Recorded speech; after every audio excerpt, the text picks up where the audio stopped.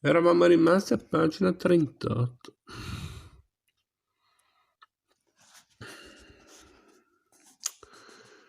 Non tutti però sono disposti a leggerla in questo modo. Una parte del giornalismo italiano commette qui il primo dei suoi errori nei confronti del terrorismo di sinistra, quello di non voler riconoscere l'identità politica delle bande e di considerarle semplici gruppi criminali. Questo primo errore ha una radice che poi ritroveremo anche alla base di altri errori. È la faziosità politica che spinge a considerare la sinistra come l'impero del bene e la destra come l'impero del male. È la convinzione infantile che rosso è bello, che rosso è buono e dunque se scoppia una bomba o viene esploso un colpo di pistola non può averlo fatto un compagno. È il rifiuto di riconoscere che il 68, insieme a tante novità positive, ha prodotto pure qualche frutto marcio. E da questo impasto di idee sballate deriva la sicurezza che se qualcuno ha deciso di fare politica con il terrorismo, questo qualcuno può essere soltanto un fascista o un delinquente comune al servizio dei fascisti, o della CIA, o della DC, o della destra economica.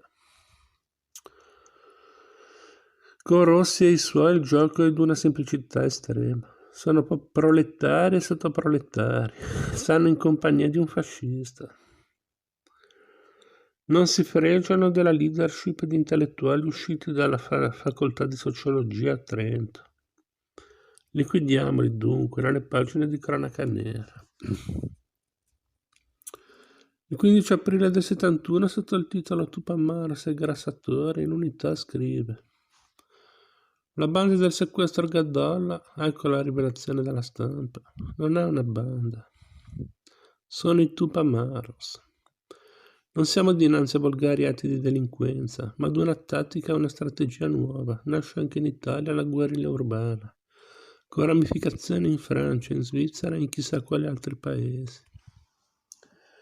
Noi naturalmente non sappiamo quale torbida realtà si agiti sullo sfondo di questi episodi di delinquenza.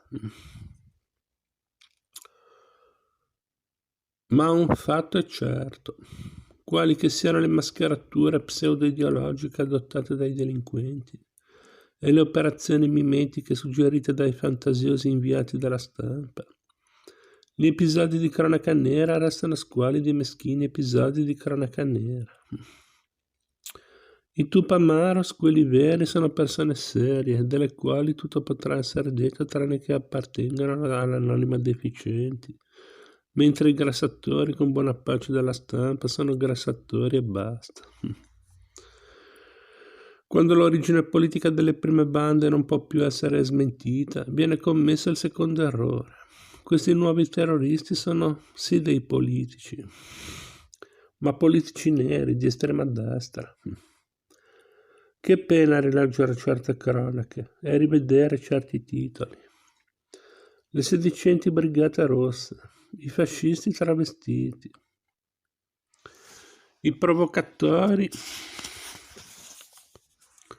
organizzati dai padroni, gli agenti della CIA addetti alla strategia della tensione, i mercenari al soldo di complotti stranieri. Il 3 marzo del 72 a Milano le BR sequestrano per poche ore un dirigente della SIT Siemens, Hidalgo Macchiarini. Lo incatenano, gli mettono al collo un cartello con la stella e lo slogan "Colpiscine uno per educarne 100". Lo fotografano e poi lo rilasciano. La foto viene mandata ai giornali. Manca poco più di un mese alle elezioni politiche e il dietrismo, malattia infantile del giornalismo, si scatena. Sotto il titolo Foto su commissione, l'Unità definisce l'immagine di Macchiarini di stile tipicamente fascista, veramente esemplare per reclamizzare il terrore rosso. Tanto esemplare che sembra commissionata dagli uffici elettorali dei partiti amici dei padroni, anzi così esemplare e perfetta e tempestiva da lasciare il fondato sospetto che queste brigate, rosse di nome ma nere di fatto, agiscano proprio su commissione.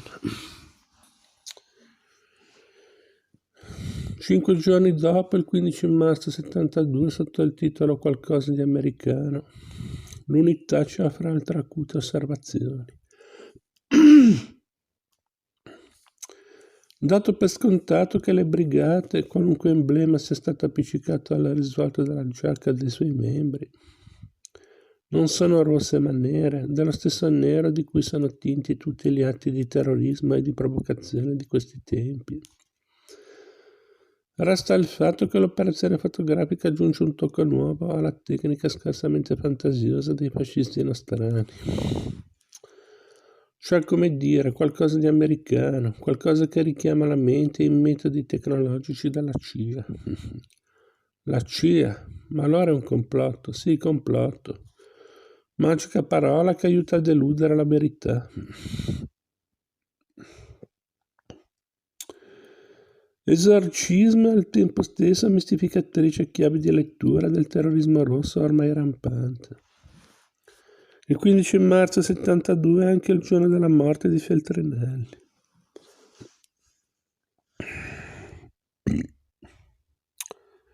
Complotto o congiura, gridano subito alcuni giornalisti intellettuali della Milano Democratica. Dalla trincea del Corriere Montanelli tira il bersaglio contro Camilla Caccedarna. Articolo becero, il suo è bersaglio fin troppo facile. Articolo mascalzone, dice Bocca, che però a suo tempo illustrato indirizza alla Camilla e agli altri, cui è apparso naturale anticipare le indagini. Un predicozzo, o meglio, un predicozzo elogio, che forse senza volerlo descrive nitidamente quale missione si siano assegnati i giornalisti militanti che da 3 anni si dedicano a tempo pieno ad indagare sulla strage di Stato e sulla sua funzione intimidatrice.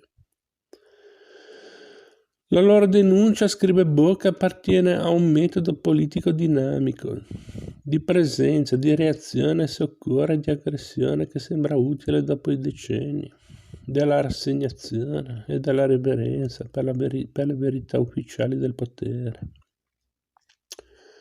E tuttavia vorrei raccomandare anche a loro una maggiore utilità. Non tutti i casi sono identici e il metodo non è applicabile in ogni caso. E in politica ci vuole prudenza e tempismo.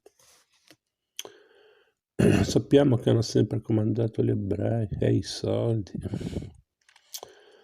L'ingenuo dottor Viola. Morto Feltrinelli, a Milano si scoprono un po' di basi clandestine.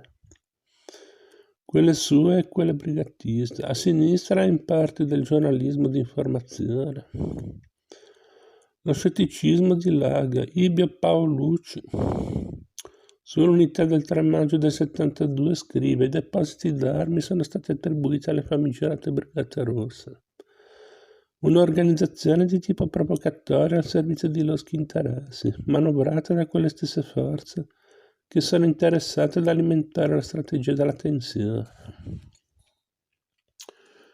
Nel tempo illustrato del 14 maggio del 72, Bocca ribatte sul chiodo della vigilia elettorale.